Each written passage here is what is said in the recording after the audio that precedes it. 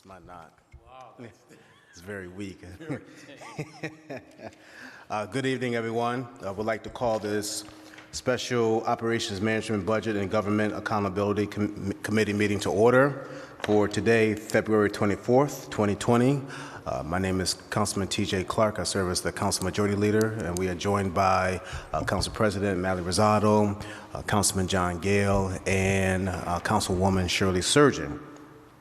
And so we have quite a bit of items to discuss this evening, and so we want to move very expeditiously.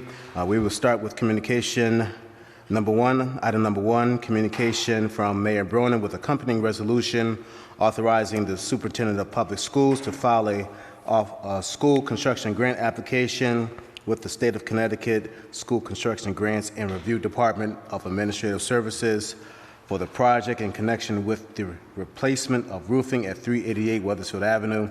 This is item number 3 on the January 27th council agenda. And do we have anyone representing the mayor's office to discuss this with us tonight? Nobody. Okay. I'm here on behalf of the program manager. Should I answer any questions? That's wonderful. Can you please come up? And can you speak at the podium? I'm glad you spoke up. And can you just please introduce yourself to us? Yes, my name is Emily Cifuentes. I'm the Financial Controls Manager for the Hartford School Construction Program from Arcadis own GCNR. Good evening. Good evening. So can you just talk about this this item? Sure. As part of the City of Hartford's CIP program for the last about 2 years, we had the renovation of buildings and grounds located at 388 Wethersfield Avenue. At that time, it was listed and approved by the City Council as a straightforward city cost. However, discussions with OSCR, which is the Office of School Construction Grants and Review at the state, they informed us that they can actually reimburse 40% of the roof costs.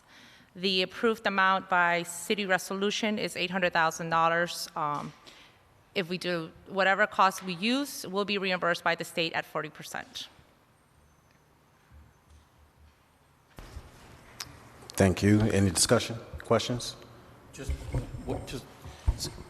So, do I understand then that the resolution that's before us is asking us To apply for the grant. to apply for the grant, so that if we get the grant, as opposed to spending $800,000, we'll spend $800,000 less 40% or $300. We'll save $320,000.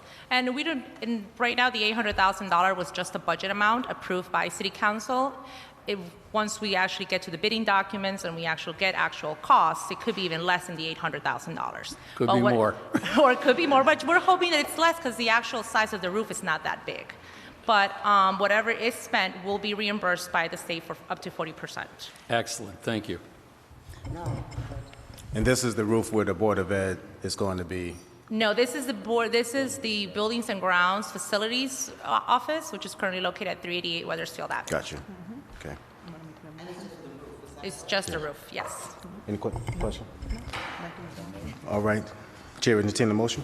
Motion to send this back to council with a favorable recommendation. Second. It's been properly motioned and second. Any discussions? Seeing none, let's all signify by aye. Aye. Any opposals, abstains? The ayes have it. Item number 2, in accordance amending the general fund appropriations to reflect revised budget costs relative to public improvements at Burrs Latino Studies Academy. I could also speak to that and try to answer any questions that any of you might have, yes. Can you just explain to us what the project entails? Last year, when we all met with the Office of School Construction Facilities, School Construction Grant originally provided $2.5 million for the code violation works at Burns. As the work got ongoing in July 2019 through special Connecticut state legislation, it was approved that this project will no longer be a code violation. It will be a full renovation project, which will have 95% reimbursement by the state, which means the city will be liable for its 5% on that cost.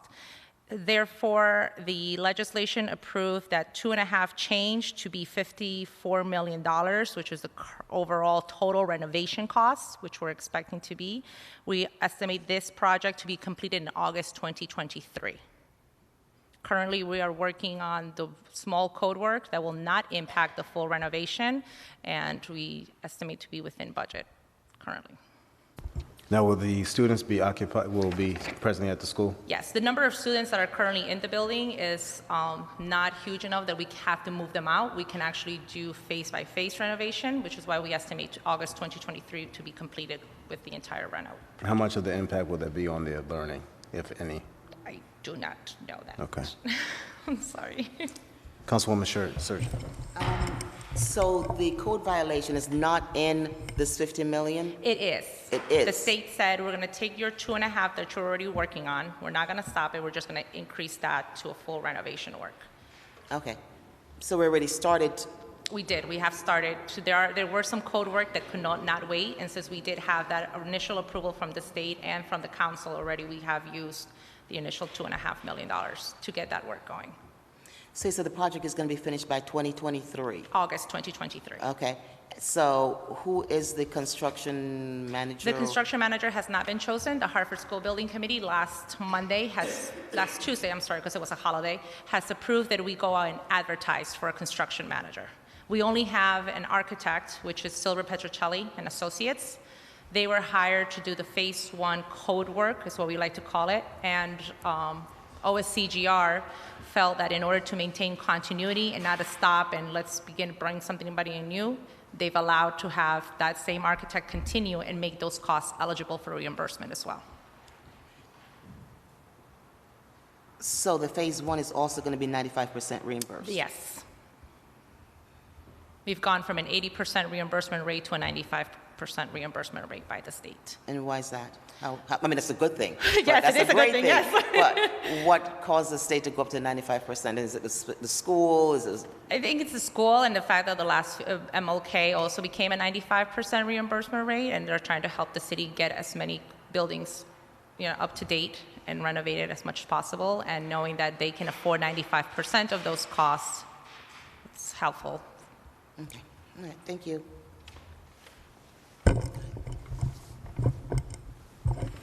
And I believe we've already passed the mayor's resolution for us to apply for any future school projects will be now 95% thanks to the General Assembly. Yes.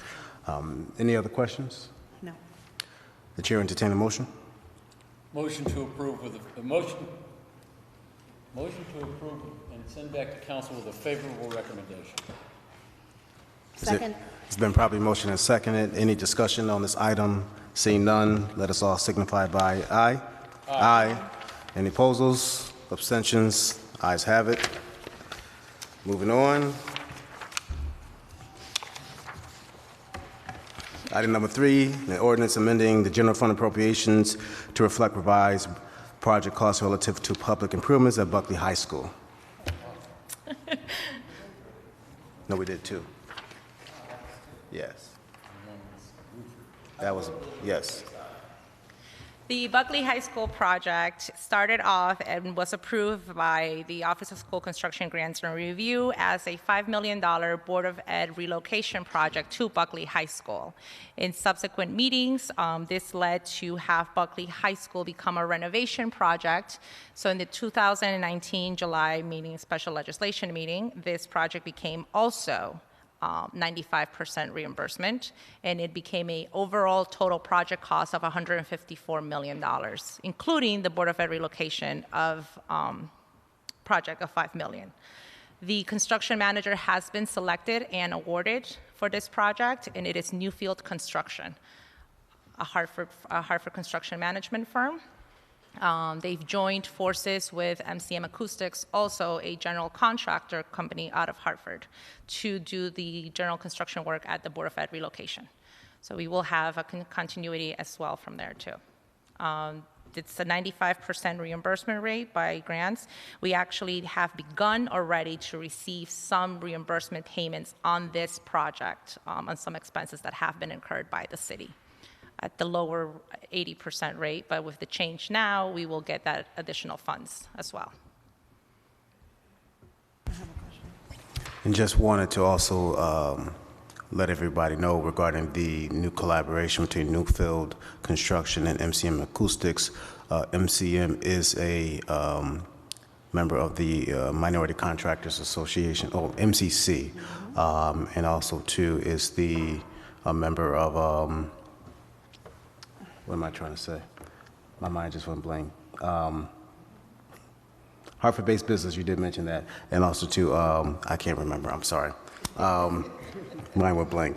But Colin Dawkins is one of the partners of MCM Acoustics. So, Council President? Yeah, I just had a quick question. Has the Board of Ed completely moved into? No, that is scheduled to happen this summer. So we're working now with the selection of the construction manager and the general contractor. We're working to get that going, to get them into the building, into that side of the building. Buckley High School will also be a phased renovation, so we will be doing by phase, piece by piece. And we estimate that to be complete in August 2024. Okay, thank you. So when is the administrative site supposed to be finished by?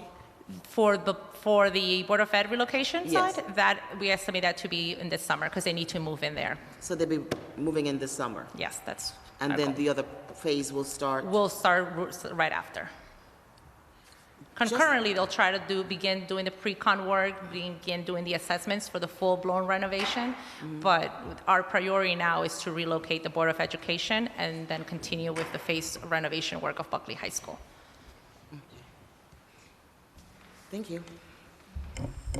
And just for clarification, Newfield and MCM are doing both the Board of Ed relocation as well as Buckley High School, correct? Well, but MCM is a certified set-aside minority contractor, and we know that. That's what I was trying to say. Thank you. Thank you. Thank you. Yeah, thank you. I was on my way there. And he has done a lot of work with various bid packages, so we know that he will be one of our contractors also in the renovation part. MCM Acoustics is a certified set-aside minority contractor, which is a Hartford-based business. Yeah. Okay. Any other questions? The chair entertain a motion. Move to send this back to council with a favorable recommendation. Second. It's been properly motioned and second. Any further discussion? Seeing none, for those that are in favor, let us signify by saying aye. Aye. Any abstentions? Noes? Ayes have it. Thank you very much. Thank you. Moving on, item number 4, communication from Mayor Brougham with accompanying resolution authorizing the city to execute and deliver a 5-year contract with Oxygen Finance Americas, Inc. for the period of March 1st, 2020 through February 28th, 2025. And we have our finance director here, Ms. Leanne Rawls.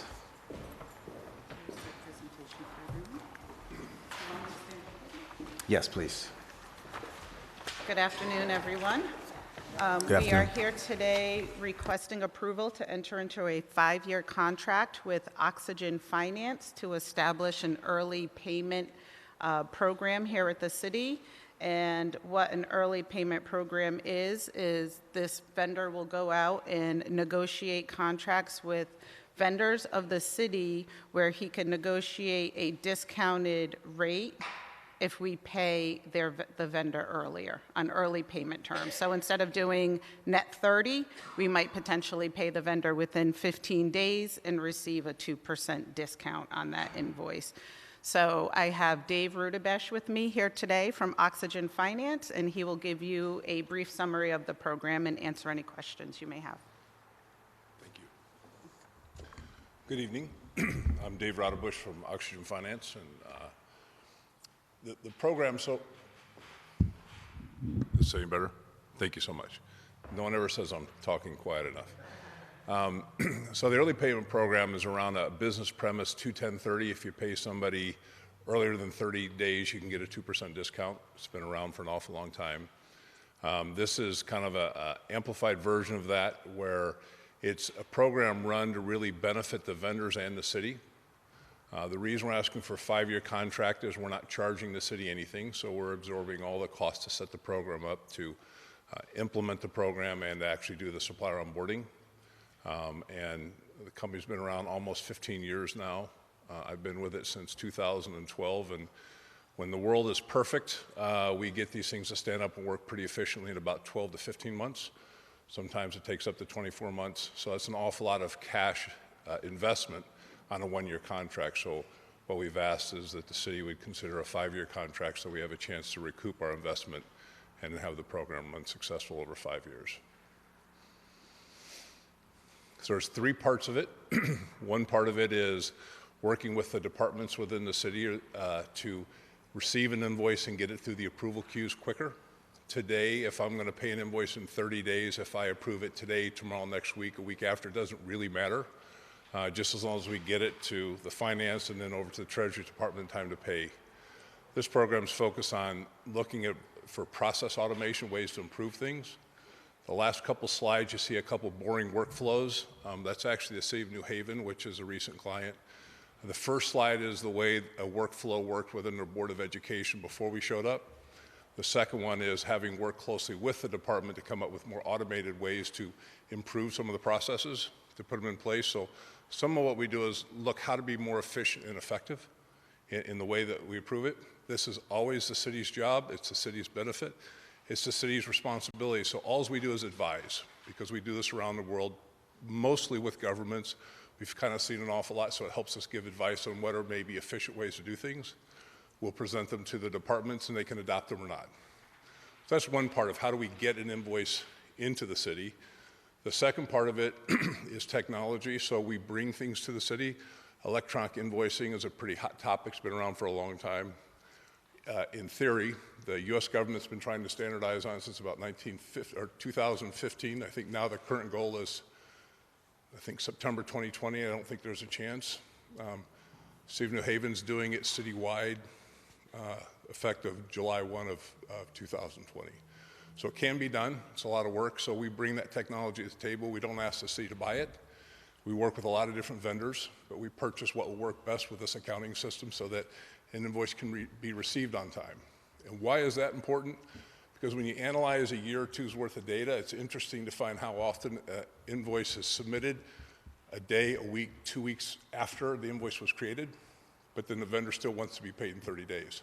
So it's kind of a disadvantage to the city. So what we do is set up an automated electronic way to say this is a date time stamp of when the invoice showed up, and then how do we get it through the approval queues so that Treasury or Finance has time to review and approve and audit, and then to go over to the Treasury for payment. If we can fix all that stuff and can be paid early, the third step is how we communicate with the vendors. So what Leanne said is right. We don't negotiate contracts with the vendors. What we say is you have an existing contract. They're going to pay in 30 days. If they can pay you earlier, is there something you'd like to offer in return? So it's very friendly to the vendor. Instead of coming up with a program that charges them money, we say it's got to make money for the city. So you can't ask them to pay you early and lose money because they're earning some money with interest. So it's got to be more than what they're earning in interest. And what we find with that type of program is vendors join. Typically, we get about 40%, sometimes 50% in the first 24 months because it allows them to get paid early. You'll see a reference to free pay. That's a program we focus on some of the smaller businesses that are based in Hartford. We run the same exact program, except we just waive all the fees. So that if there's a small business, we're trying to get money to the vendors a lot quicker. We can put them in the program. They can submit their invoices, get them approved and paid without charging any discount.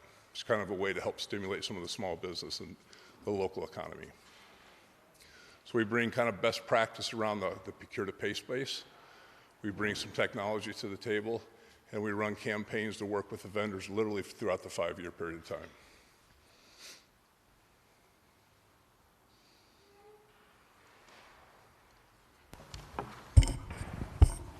You done? Yes, sir. Okay. Any questions? Yep. Councilman Gale. A couple of questions, if I may.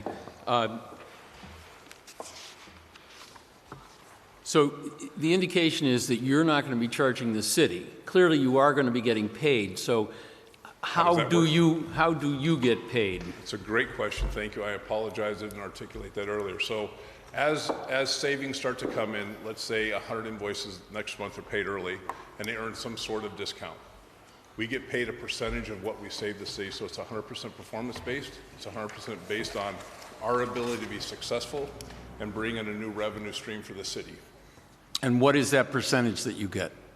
We take 50% of what the city earns, because again, it typically is about 12, 15 months before we break even, so it's a pretty decent investment. For our perspective, it's probably around $320,000 to $400,000 of money and time and resources to get the system working throughout the city. And as for the break-even point in government, it's nothing to do with the city of Hartford, but sometimes it works in 15 months, sometimes it takes 24 months, because it's up to the city to adopt processes. So I can't control that. All we can do is make recommendations. All right, so just so I'm clear about it, on a particular contract, if you save the city 2%, the city's really going to get 1% and you're going to get 1%? Yes, sir. Okay. And you said you've done this in the city of New Haven? Yes, sir. How long have you been in New Haven at this point? We signed a contract April 2018? 18. So you're coming upon 2 years. Yes, sir. Are you making money in New Haven?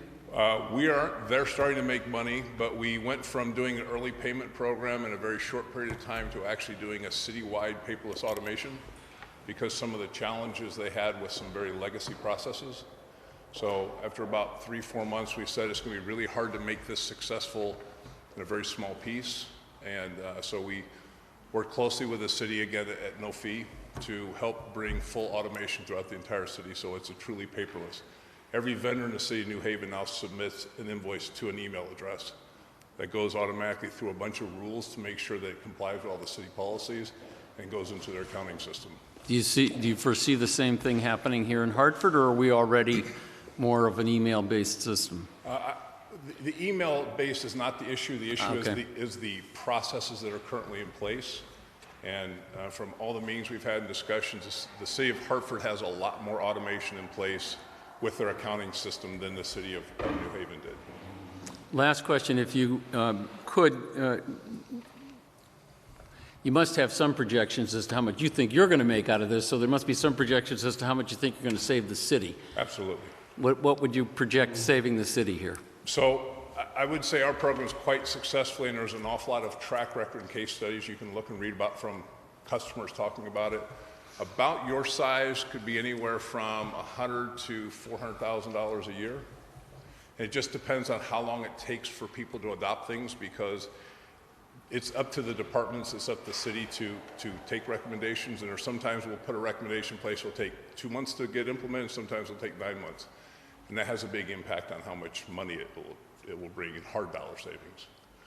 All the soft dollar savings we don't participate in, so if we help with a lot of process improvement, a lot of efficiencies, we don't benefit from that in any way, but we've just kind of learned over 15 years you have to put all those things in place to make it successful. Thank you. Yeah. Sorry. Councilman Gale as well. This pertains to all vendors who are paid with general fund dollars, potentially state grant money, but not anyone who is receiving federal grant dollars. So it would be basically focusing on the vendors that are paid out of the general fund mainly. Thank you for that clarification. And just to add to what Dave mentioned earlier, we currently have a decentralized setup for accounts payable. So when an invoice comes into the city, it goes directly to the department. There's no specific set of rules on how the department manages their accounts payable process.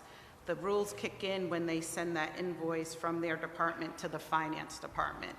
So what this project will do will help us figure out where the bottlenecks are in the departments to determine where those processing delays exist.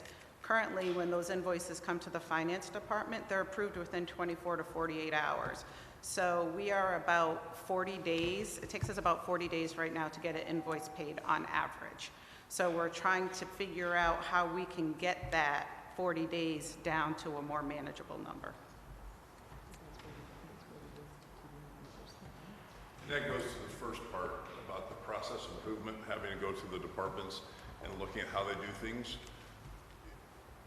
You can see things, you can make strong recommendations, but if it takes a department a week, a month, 6 months to adopt those changes, the program's working successfully, but in order for the city to make hard dollar savings, for Oxygen to make savings, those things have to be reduced down from, if it's taken a couple days with Treasury, a couple days with Finance, 30, 35 days, we have to move the process improvement within the departments. So that's where we spend an awful lot of our time, that's where an awful lot of our labor is working with them to say, did you realize you're doing the same approval process 3 different ways in a large department? Sometimes they never had a clue because they never had anybody come look at it. So that's where we spend a lot of time with the departments to find how to bring automation in an effective way that actually moves the process along more efficiently. Thank you. And just to clarify, we do not currently use electronic invoicing. So we are depending on the success of this project because the only vendors that would be required to use electronic invoices would be vendors who sign up to participate in this program. But if this program is successful with the electronic invoicing, then it's something that we would look to expand beyond to all vendors. Council President. Hi, so just for clarification purposes, you said that you've been doing business with the city of New Haven since 2018. Any other cities that you are working with or have worked with and are no longer working with? We've never lost a contract in 15 years. Okay. We always do 5-year contracts. We've had a few after 5 years that we haven't renewed because they haven't been real selective. I'm sure we've had 1 or 2 that have chosen not to renew.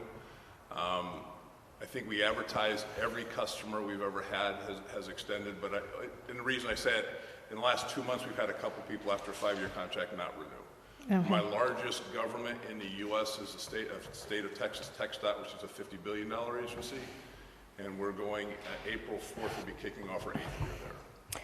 Okay. So the 50% percentage that you just told, is that across the board for your company, or does that fluctuate between clients? So that's across the board for the first 5 years. Okay.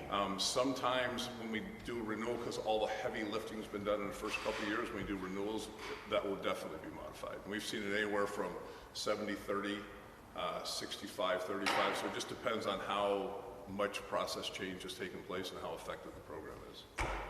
Okay, thank you.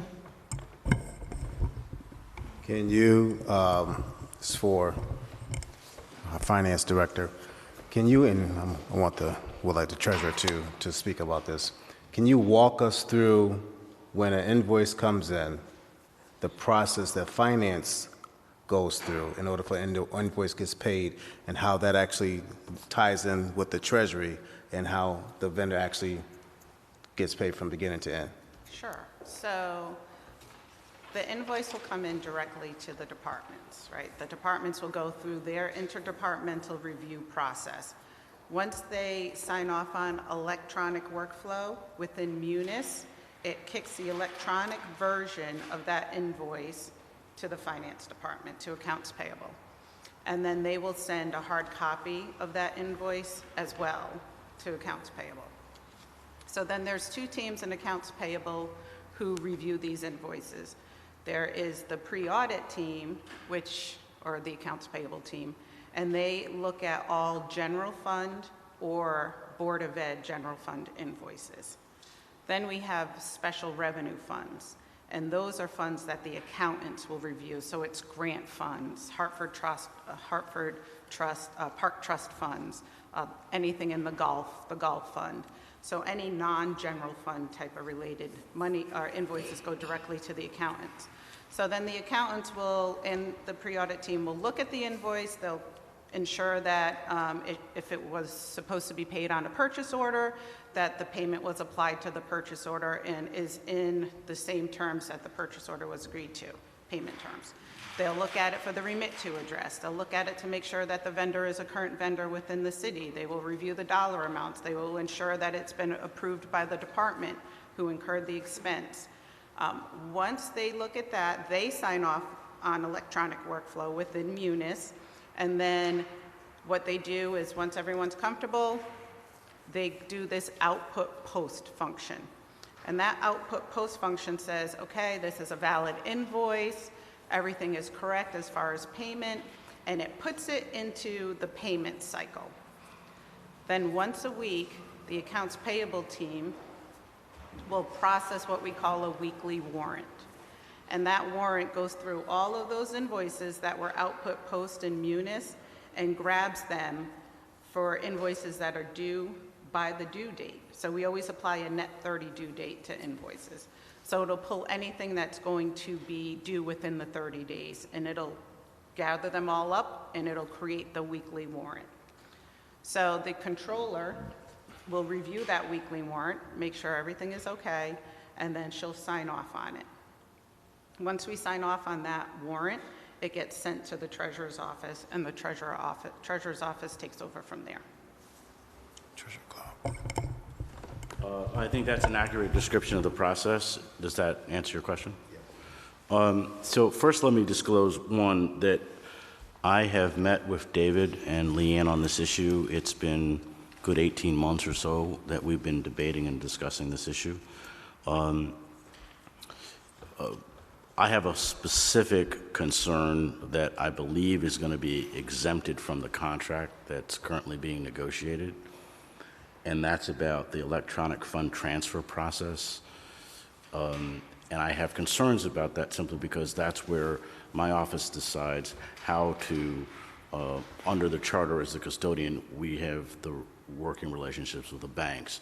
And I want to make sure that that's exempted because I'm not yet comfortable with the process. So let me speak on a couple of issues.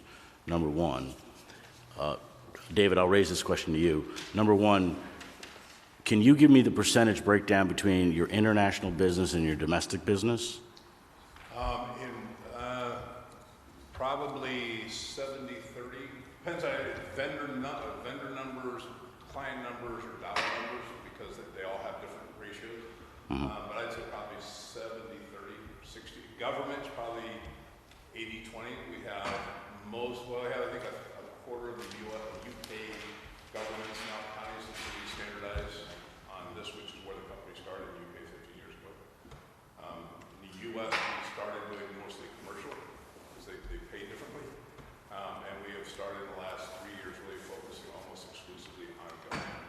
Right, so that point on governments, you referenced the city of New Haven, and you suggested that a contract was executed in 2018. However, when did you get to full implementation of the program?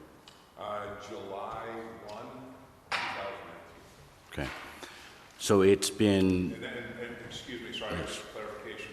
That's not just the early payment, but that's also citywide electronic invoicing. So that's the second piece of it, which is a unique amount of work. Okay. And in addition to a municipality like New Haven, you referenced the state of Texas, but how many municipalities domestically has this program been successfully implemented in? This New Haven is the first city. We typically, being U.S. driven, we focus on dollars a little bit differently than in the UK. So we have primarily focused on commercial side. I think probably one of the city's clients, Pearson Books, which is a large, I'm sure you guys buy an awful lot, there's a big commercial. It's a recent client that we've been active with for about a year and a half. But so we have fairly new, although as a company we have a long-standing process with more cities and counties. In the workflows, as the example of the BOE process, perhaps it might benefit the council to explain to them what's the difference between the pre and the post. That's a great question. Thank you for asking. So the red one is a very manual process. And so when things are approved in a very manual way, that either invoice packets or folders are moved around before the bed to be reviewed and researched. In the first few months of doing a lot of study there, the big challenge often became whose desk did something sit on. When somebody was on leave or vacation, it was hard to track some of that stuff. So the first part was 100% paper-based, literally taking piles of papers and moving around that people had to review.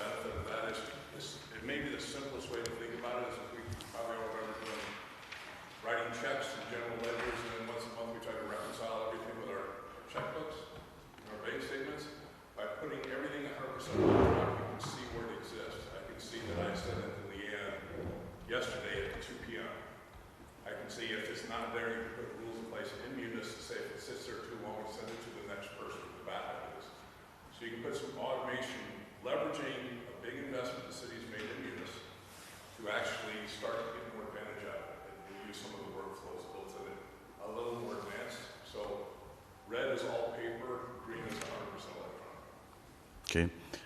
Okay. In addition, one of the things that I've always felt was important, and I concur with the finance director on efficiency. Efficiency is critically important, but to maximize it, we need to be thinking about the rollout of the system. And so I'd ask this question to Leanne. Leanne, initially, what are the hard targets you're going to go after, and then subsequently to get to a citywide rollout, what do you expect the time frame on that to be? So with this project, Treasurer, what we're aiming to do is focus on those departments that have the largest bottlenecks. See what the holdup is. Look at the vendors that department is paying, and that's going to be our starting point. And then from there, based on the success, we'll see how, what the potential is to roll this out citywide. So without really knowing at this point how long this implementation is going to take, if it's going to take 12 months, if it's going to take 18 months, long-term for citywide implementation, I can't really give you a date, but I imagine it's several years out. Right. So the realization of the potential savings that the city could create could take some time. I just don't want anybody to think this is going to happen in the next 6 weeks. The second thing I would say is that, well, I agree with the innovation factor related to that, this system. One of the questions that I think we've got to be clear about is when we do this, and this goes to Councilman Gale's question, if we're saving 2%, they get 1%, right? That's 1% of dollars that are outstanding that could be invested, that we're not investing, right? Because we're getting the discount, but the money was sitting in the general fund, it's being invested in stiff. And so I'm not necessarily opposed necessarily if we can realize it, because at 1%, I'm getting more at a stiff rate than 1%. Now, that's not always going to be the case, and if it's long-term that we're going to receive this, in essence, hard dollar savings from getting that discount amount from vendors, which we don't currently gather, it is additional revenue stream. But it was one of the concerns I had about, efficiency is phenomenal, but given where we were when I was talking about this in 18, I was worried about cash. How much cash are we going to make, right? And so by shortening the window in which people pay, there's the rollout, there's the acceptance by the vendors. What's the percentage of vendors that say no? There's a lot of questions to get to a full answer of how much can we capture in terms of savings. That's one concern that I heard you raise, and I think it's a legitimate question. And then process-wise, I'll repeat the point that if we roll this out, we're going to go after the hard targets first, but we've got to figure out to maximize whatever percentage savings we get, that we have a plan relative to that. And let me be clear, somewhere in this presentation, I don't remember the page, David, I need you to talk to what's in scope and what's out of scope so that the council has a good sense of what we're talking about, because it's not going to be every general fund vendor that is eligible for that program. So could you speak to what's in scope and what's not in scope and how those numbers break down? Absolutely. So if you mind, the first point you made was a very good one about the investment of 1%. So an interesting factor with early payment, why it's working really well, especially with vendors, because if you take a 30-day term and assume you can get it to 10 days, 10-day target, you can cycle that 1% 18 times. So that can be 18% can be earned over a year, not just 1%. So because you're spreading that out across lots of thousands of payments and thousands of vendors. So it's not a huge hit to vendors. And by the way, it's a voluntary program, so vendors only join if they can get into it. Why would a vendor join, and why do we have this kind of crazy number of vendor adoptions? Because as a vendor, cash oftentimes is important. Not every vendor needs cash. But an awful lot of them, if they don't have to take a debt on, show any debt against the books. And all they have to do is agree to a term with the city that they get to pick. The adoption rate is much higher. The other point of it is to efficiency. We spend an awful lot of time working with small and medium vendors, very difficult to work with because they're very small and don't have a lot of efficiencies in place. So spend a lot of time helping them get their automation in place so they can submit an invoice to the city that has spent time and money fixing so that they can pay it. Big part of that's small pay. So I apologize. In scope and out of scope. In scope and out of scope. Same thing Leanne said. We focus on general fund right now. We hired Grant Thornton, spent an awful lot of money with big state contracts going into the federal agencies to find what you can do, and there are ways to do it, but one department can agree, and then one project manager in the department have a different view. It's very convoluted in the federal government, so we always say it's something that could be approached down the road. We have seen success with it, but it's not predictable, so I would say exclusively focus on the general fund right now. That would be the scope. Yes, I understand that, but could we go to page 6 and walk the council members through why you feel that it's powerful and help them appreciate what's on that chart around the total spend versus what's in scope and out of scope? I think they need to appreciate Sir, that. you have a different version, so Oh. that's actually an extremely good slide.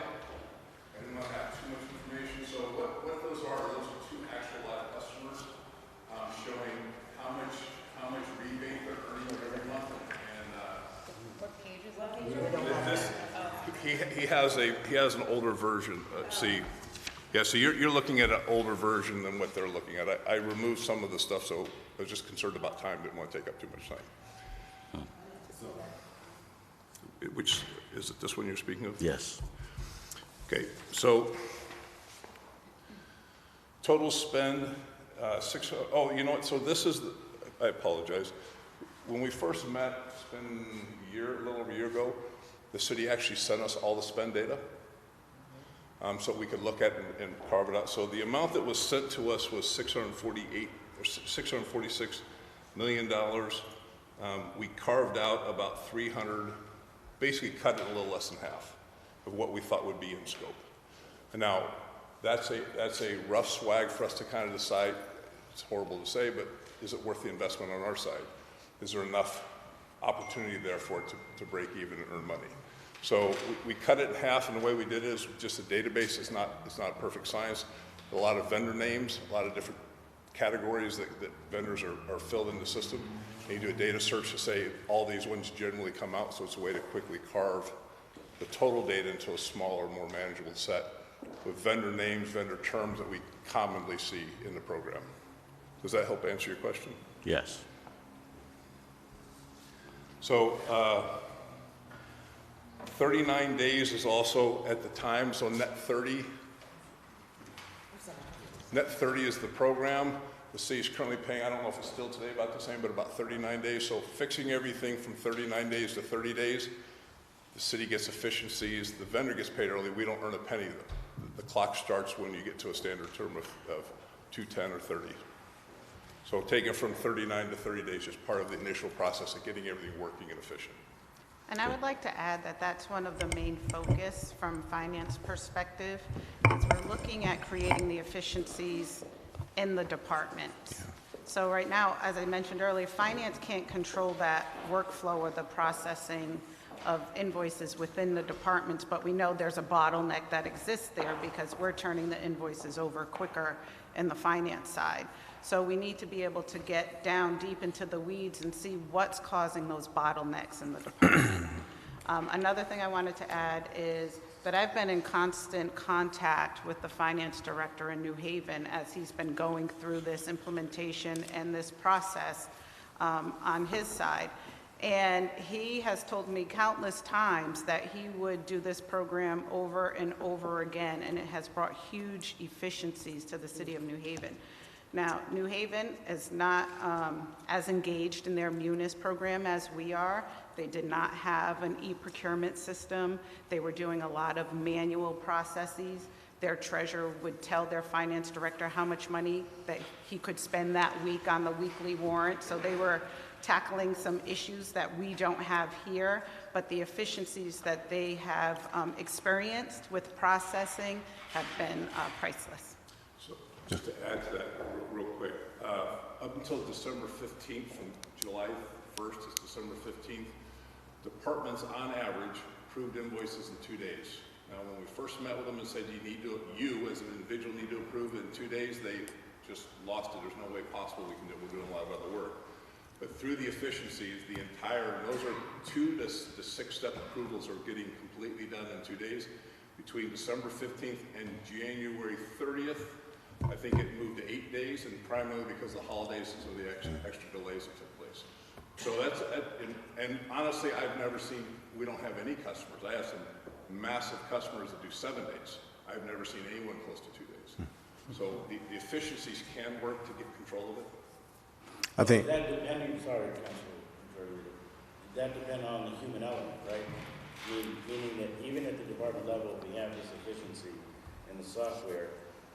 We got still got people that have to process things. Absolutely, and that's such a key thing to the workflow.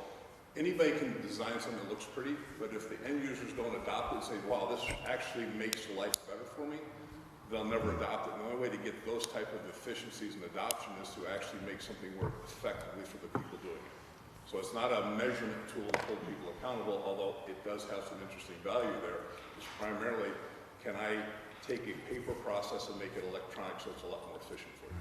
I think what will help this body to make a real informed decision is if we can get some of these financials, this presentation sent to us. Absolutely, that is a year old. Oh, sorry. Go ahead. That's a year-old data, but absolutely, we can send it over to you. Yeah, because it would just help us be able to visualize, we know what we're hearing. But I think more importantly, too, is the actual contract, because what's before us is asking for us to approve a 5-year contract, and there's no term sheet, anything that actually would indicate what you're explaining, what we would get for the 5-year contract. You know, with if 2%, we get the 1% back, things like that. So that would be helpful as well. So that, I'll let Nina speak to this. We actually started contract negotiations today. We had a meeting prior to this meeting, and we started discussing the terms. So we can't create the draft without the approval from council on that 5-year term. So we can give you a draft summary sheet of the term, or do you want to see the full document? I think I can only speak for myself. If the term sheet does have all that detailed information, because to give you an example, I think it was the Dillon Stadium project, and it was something else. It was the 25 Sigourney Development Services actually provided us. We didn't see the actual physical contract, but it was the key elements in that term sheet that we will be able to see to help us make an informed decision to approve the resolution. I know for myself, I am not comfortable voting on this to approve this to council without some of this information. Is there any other questions? I just need a little more time to read through this and really actually, get my brains around it. I do know that, I'm sorry. I have worked in the past not from the government sector, but from the public sector with this process. So I'm aware of it from the public sector. And using it from the private sector, not the public sector, from the private sector, there was some issues with implementation and staffing, as the treasurer says, staffing, thinking that possibly they will probably do away with their jobs.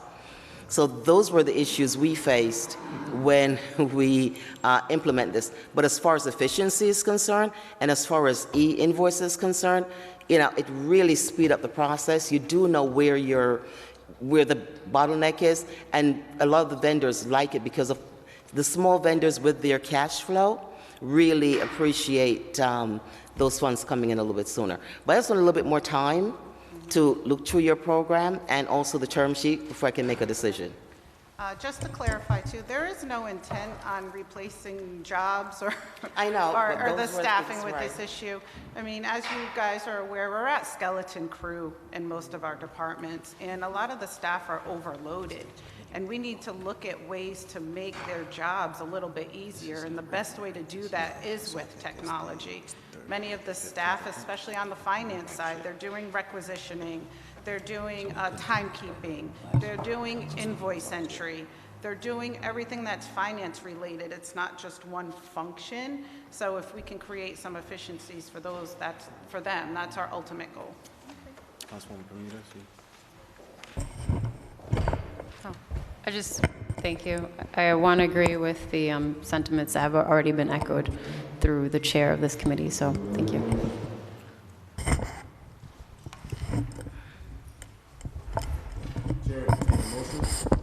So,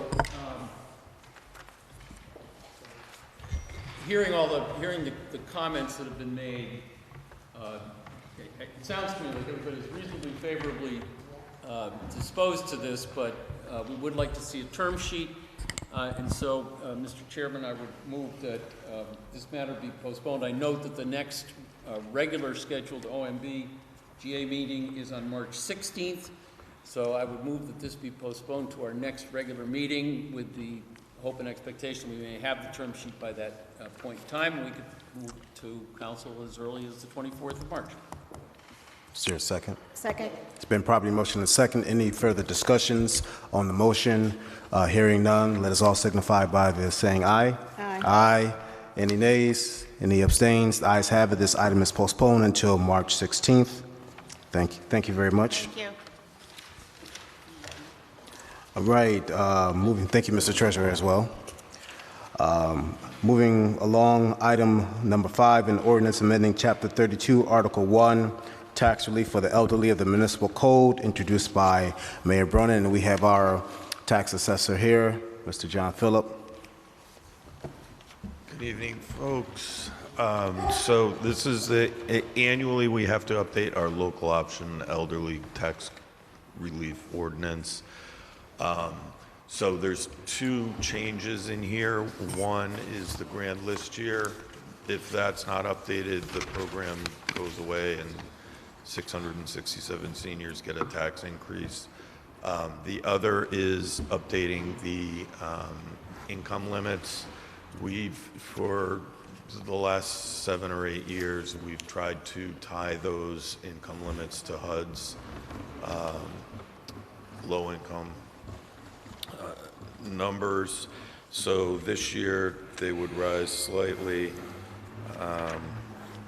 to $52,850 gross income for a married couple, unmarried person, and $60,400 for a married couple.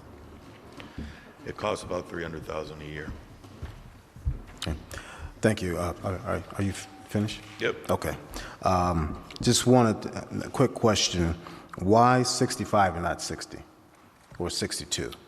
That was, so this ordinance was first set up under enabling legislation back in 1982, and the prerequisite to this ordinance was to create a committee to consider the issue of senior taxation and what do we want to do. So this dates back to then. I don't know if you'd need another committee to recommend that or not. I could look into that. Could you please? Sure. Because what is the actual, according to federal government, the retirement age? It depends on what program you're talking about. Gotcha. You're considered a senior citizen. You're 66. I've heard 62. 67. You're 62. A senior citizen is 62? I think so. Yeah. Yeah. Any questions? No. Yes. Councilwoman Sir. This program is implemented every year. Is that correctly? True. Yep. And Okay. that's because the grand list year is spelled out in the ordinance. And so if we didn't address it every year, it would go away. So how many elderly participated in the last fiscal year? In this program last year, 667. 600 people? Yep, 667. 667. Well,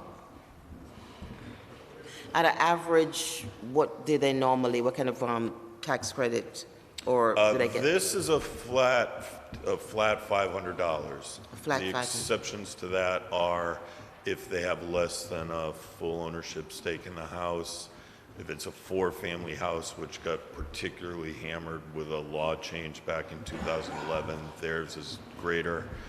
And there's also a cap, so this is a city option program. There's another elderly tax relief program required by the state, and our ordinance requires that they pay at least a quarter of their taxes with both programs involved. So ours is the one that changed. The state, they get their money from the state, and if the state and city combination exceeds 75% of the taxes, it's capped there. Oh, okay.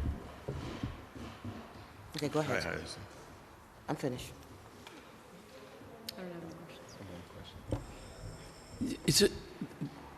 This is not reimbursed to us from the state of Connecticut, is It it? is not. No. And I don't believe the state program is any longer, or hasn't been the last couple of years. Just directly out of our general fund. Yep, Thank you. you're welcome. Thank you. The chair will entertain the motion. Make a motion to send to the council a favorable approval Is there, and the tax credit.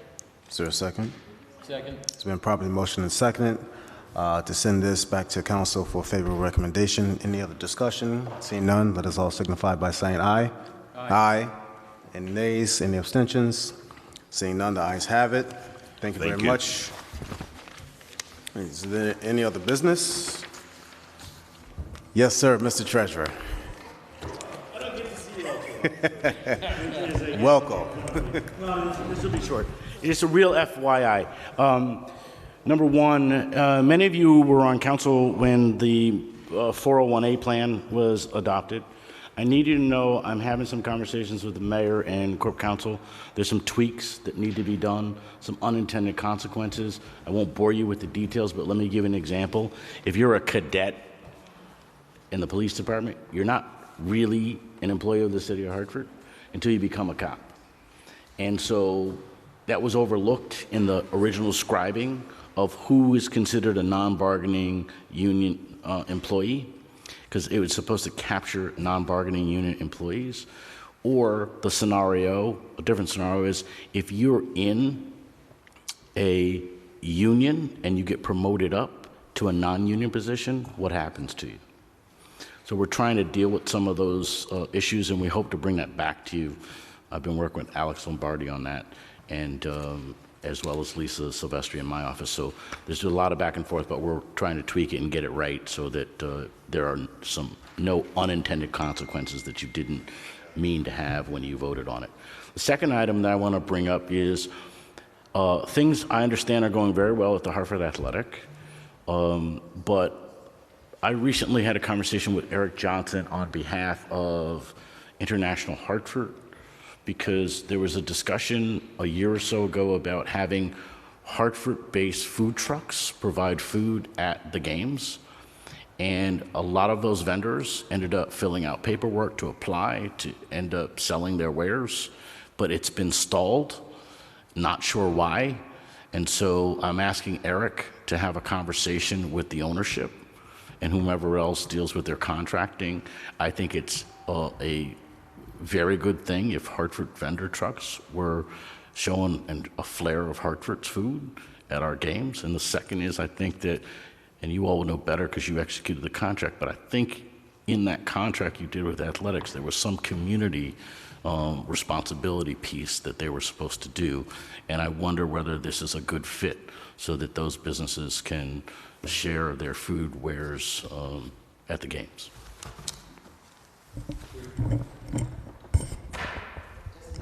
Regarding the 401, don't know anything about it. So Would you like to come by and let me walk you through all yes, I think I would. That'd be great. Before I go with something else again. Get the basic background. And include me in that presentation. I think that other council members would probably appreciate the walkthrough. I'm happy to maybe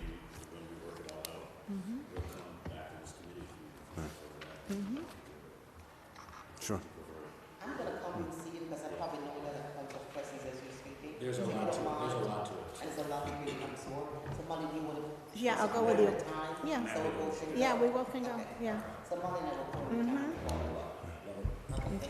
Thank you, Mr. Treasurer.